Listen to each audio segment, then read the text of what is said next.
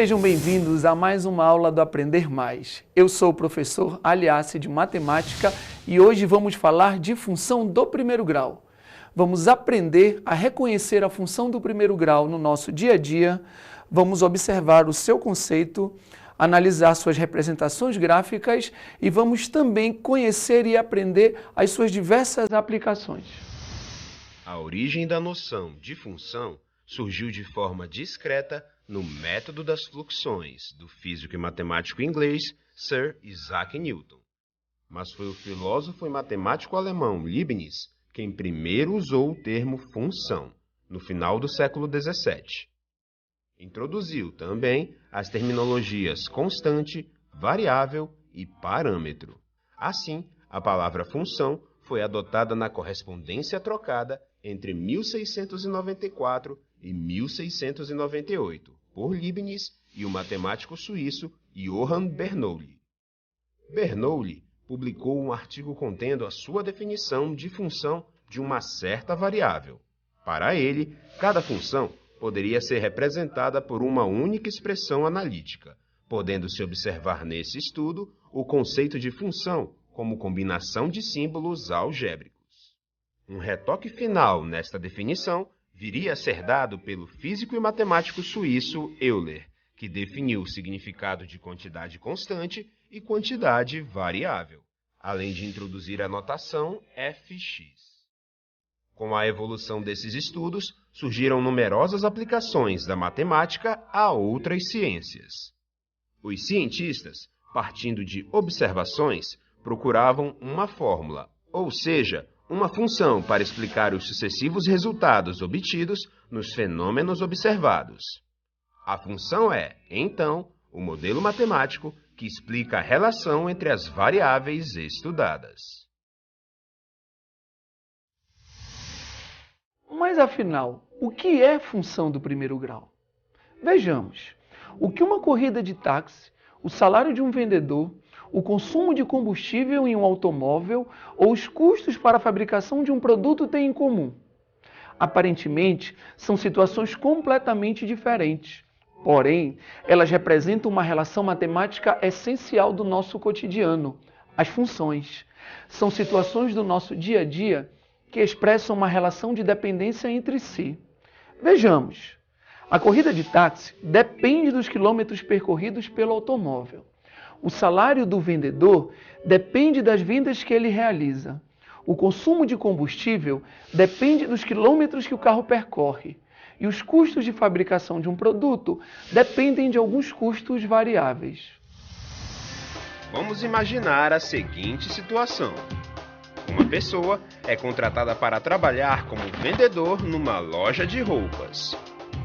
Seu contrato prevê, além de um salário fixo de R$ 800, uma comissão de 2% sobre todas as vendas realizadas por ele em reais. Então, vamos observar. Salário igual a 800 mais 2% das vendas. Nessa situação, percebemos claramente uma relação de dependência, que é uma das características da função do primeiro grau. O salário que o vendedor irá receber depende das vendas que ele irá realizar. Escrevendo em linguagem matemática essa relação, vamos representar os dois elementos desconhecidos, salário e vendas, pelas variáveis y e x, respectivamente. Assim temos salário é o y, igual a 800 mais 2% das vendas, equivale a 0,02x. Observamos que a relação tem uma parte fixa, constante, que no caso são os R$ 800, e possui também uma parte variável, proporcional ao número de vendas, que no caso é o 0,02 vezes x. Pode-se notar que para cada venda diferente realizada, há um salário diferente correspondente. Dizemos então que para cada valor diferente de x, corresponde um valor diferente y. Ao observar o gráfico, notamos também que a cada R$ 1.000 vendidos, tem-se um aumento de R$ 20 no salário. Isso comprova que a função do primeiro grau tem crescimento linear, ou seja, um crescimento constante. E se nós já soubéssemos o salário do vendedor? Seria possível saber qual o valor das vendas? Quantos reais o vendedor deveria vender para receber um salário de R$ 1.200? Vejamos. Se o salário é R$ 1.200, temos este valor para Y. Se queremos saber quanto ele deve vender, devemos determinar o valor de X. Assim, substituindo adequadamente na função, vamos obter a seguinte resolução. Substituir no lugar do Y 1.200, igual, mantém o restante, 800 mais 0,02x. Observa que o x é a variável, é o valor que a gente quer obter. Separando os termos, deixando o que tem a variável no segundo membro e passando o 800 para o primeiro membro, a gente fica então com 1.200 menos 800, que é igual a 400, igual a 0,02x. Isolando o x, temos então que x é igual a 20 mil. Portanto, seria necessário vender R$ 20.000 para receber um salário de 1.200. O tanque está com 150 litros de água e o vazamento faz com que a cada 1 hora 5 litros de água se percam. Mais uma vez, percebemos uma relação de dependência. Assim, a quantidade de água que restará no tanque depende do tempo em que o vazamento continuará. Escrevendo em linguagem matemática essa relação, vamos representar os dois elementos desconhecidos, litros de água no tanque e tempo, pelas variáveis y e x, respectivamente. Assim, vamos ter litros de água, substituindo por y, igual a 150 menos, vejam só, 5 litros por hora, fica 5 vezes x. Observamos que a relação tem uma parte fixa, constante, no caso, os 150 litros. E possui também uma parte variável, proporcional ao tempo, que no caso é o 5 vezes x. Pode-se notar que para cada hora diferente, há uma quantidade de água diferente correspondente na caixa. Dizemos então que para cada valor diferente de x, corresponde um valor diferente y, que é característica das funções do primeiro grau. Ao observarmos o gráfico, nota-se também que a cada 1 hora tem-se uma redução de 5 litros na quantidade de água. Isso comprova que a função do primeiro grau tem decrescimento linear, ou seja, decrescimento constante. Em uma corrida de táxi, é cobrado um valor inicial fixo, chamado de bandeirada, mais uma quantia proporcional aos quilômetros percorridos. Vamos supor que o valor fixo seja de R$ 4,50 e sejam cobrados 50 centavos por quilômetro percorrido. Assim temos preço da corrida igual a R$ 4,50 mais 50 centavos por quilômetro. Observamos então uma relação de dependência. O preço da corrida de táxi depende dos quilômetros percorridos no percurso escolhido. Escrevendo em linguagem matemática essa relação, vamos representar os dois elementos desconhecidos, preço da corrida e os quilômetros percorridos, pelas variáveis y e x, respectivamente.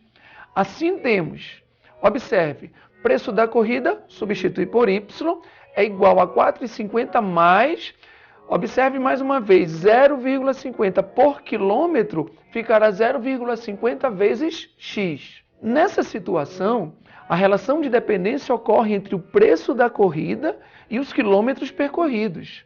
Observamos também que a relação tem uma parte fixa, constante, que no caso são os R$ 4,50, e possui também uma parte variável, proporcional aos quilômetros percorridos, que no caso é o 0,50 vezes x.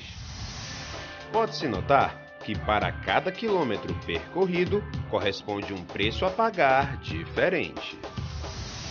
Ao observarmos o gráfico, nota-se também que a cada 1 quilômetro percorrido tem-se um aumento de R$ 0,50 no preço da corrida. Isso comprova que a função do primeiro grau tem crescimento linear, ou seja, tem crescimento constante.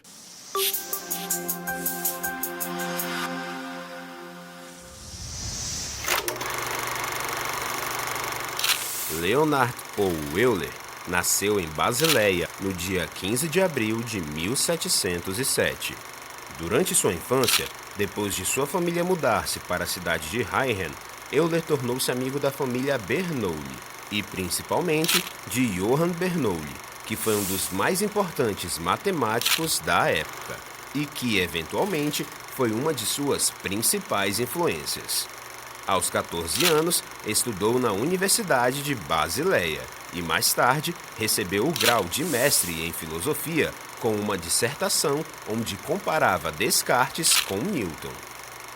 Nesse período, recebia lições de seu amigo Johann Bernoulli e, a partir desse momento, descobriu sua vocação de matemático. Nessa área, há uma numerosa contribuição de Leonhard Euler, muitos dos quais incluem a função de Euler, a equação de Euler e a fórmula de Euler. Teve êxito também em outros campos de estudo, como mecânica, ótica e astronomia. Euler é considerado um dos mais proeminentes matemáticos suíços de língua alemã e passou a maior parte de sua vida na Rússia e na Alemanha, onde tem sua imagem impressa em uma nota de 10 francos suíços. Faleceu em São Petersburgo, em 18 de setembro de 1783, vítima de um acidente vascular cerebral.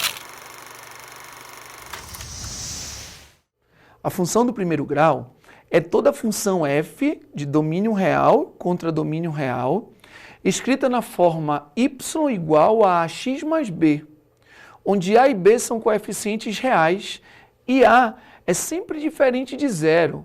Ou seja, a função do primeiro grau sempre terá uma parte variável, proporcional. Dizemos então que se y depende do valor de x, temos y em função de x. Por isso, a função também pode ser representada por f de x ao invés de y.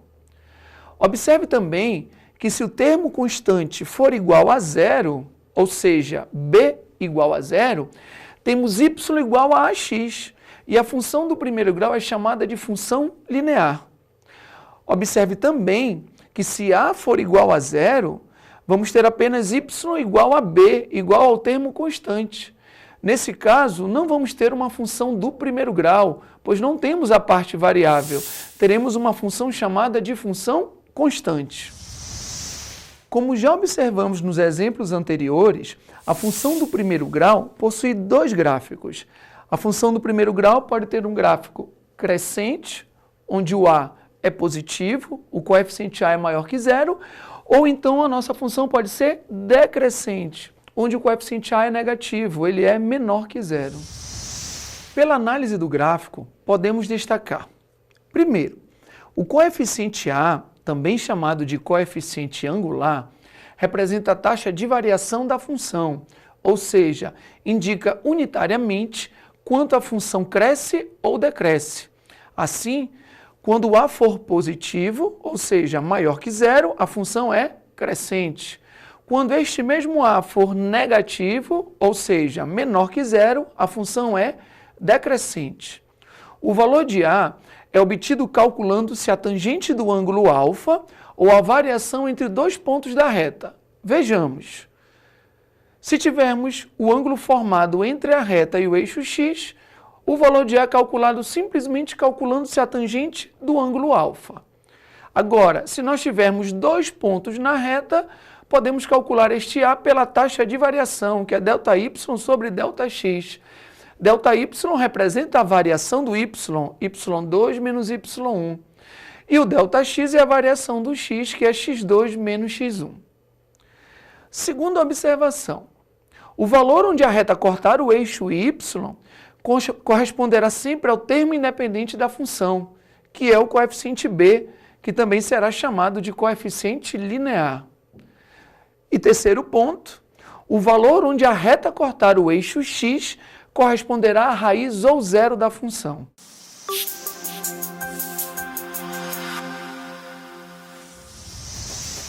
O prefeito de uma cidade deseja construir uma rodovia para dar acesso a outro município. Para isso, foi aberta uma licitação na qual concorreram duas empresas. A primeira cobrou R$100.000 por quilômetro construído, N, acrescido de um valor fixo de R$350.000, enquanto a segunda cobrou R$120.000 por quilômetro construído, N, acrescido de um valor fixo de R$150.000. As duas empresas apresentam o mesmo padrão de qualidade dos serviços prestados, mas apenas uma delas poderá ser contratada. Do ponto de vista econômico, qual equação possibilitaria encontrar a extensão da rodovia que tornaria indiferente para a prefeitura escolher qualquer uma das propostas apresentadas? Vamos observar então a empresa A. O preço a ser cobrado será R$100.000 por quilômetro construído, mais a parte fixa, que é R$350.000. Colocando isso em linguagem matemática, o preço, vamos chamar de P, é igual a, vejam só, R$100.000 por quilômetro construído. O que vai variar aí? O quilômetro. Vamos chamar esse quilômetro, então, de N, ou eu poderia chamar de X também. Então, vai ficar P igual a 100.000 vezes N mais 350.000, que é a parte fixa. Da mesma forma, vamos escrever a função da empresa B. O preço de B é igual a 120.000 por quilômetro construído mais 150.000, que é a parte fixa. Então, substituindo o preço por P, 120.000 por quilômetro construído ficaria 120.000 vezes N mais 150.000. O que o problema nos pede? O problema nos pede a situação de tornar indiferente a escolha. Significa, então, que os preços PA e PB têm que ser iguais. Então, fazendo PA igual a PB, vamos observar 100.000 N mais 350.000 é igual a 120.000 N mais 150.000. Aí você observa que não tem essa alternativa. Será que está errado? É claro que não. É porque nas alternativas pode ser que esteja simplificada. Então vamos dividir, já que é uma igualdade, eu posso fazer essa divisão dos dois lados. Vamos dividir toda a equação por 1.000. E aí sim a gente chega à alternativa correta. 100N mais 350 é igual a 120N mais 150, que é a alternativa A. Chegamos então ao final da nossa aula de função do primeiro grau. Na aula de hoje, podemos observar as aplicações da função do primeiro grau no nosso cotidiano, as representações gráficas, o seu conceito e algumas relações que podem ser aplicadas na resolução de diversos problemas. Espero que você tenha gostado e aprendido bastante. Nos vemos numa próxima aula. Até mais!